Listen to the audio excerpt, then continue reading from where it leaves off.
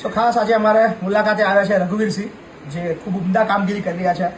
અને સ્પેશિયલી જે મારો સૌથી પસંદીદા વિષય હતો પંચાયત ધારો, પંચાયતમાં સરપંચની સત્તાઓ, ફરજો, એ બધી બાબતની અદ્ભુત વિગતો અને અદ્ભુત માહિતી અમારા રઘુવીરસિંહ એમના સોશિયલ મીડિયાના માધ્યમથી લોકો સુધી પહોંચાડી રહ્યા છે. સો ભાઈને બહુ બધી શુભેચ્છાઓ, ખૂબ આગળ વધો અને પંચાયતની અંદર શિક્ષિત યુવા નેતાઓ અને ભણેલા ગણેલા સરપંચો બને એવી અમે આશા રાખીએ છીએ.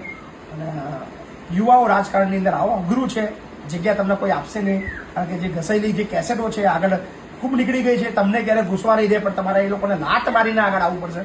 કારણ કે જ્યાં સુધી ભણેલા લોકો સિસ્ટમમાં નહીં આવે ત્યાં સુધી અંગૂઠા છાપ લોકો, અભણ લોકો આ દેશને લૂંટતા રહેશે. એટલે તમારે થોડું વેઠીને તમારા પર ફરિયાદો પણ થશે, તમને ધમકી આવશે, મારશે, દબાવશે, ખરીદશે, બધું કરશે, પણ આ બધું તમારે પાર કરીને 7 કોઠાનું જે યુદ્ધ છે ને, એ એક ટાઈપનું એક આ ઇલેક્શન છે.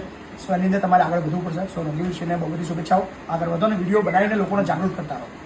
બીજું, બાપુની મુલાકાત લીધી, ખૂબ આનંદ થયો.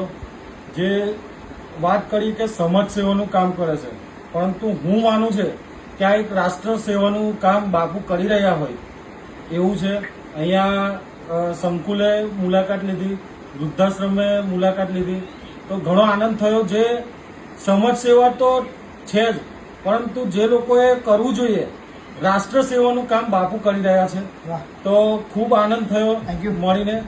તો ફરી મુલાકાત લઈશું. બહુ જલ્દી તમારે ત્યાં આવીશ. Thank you.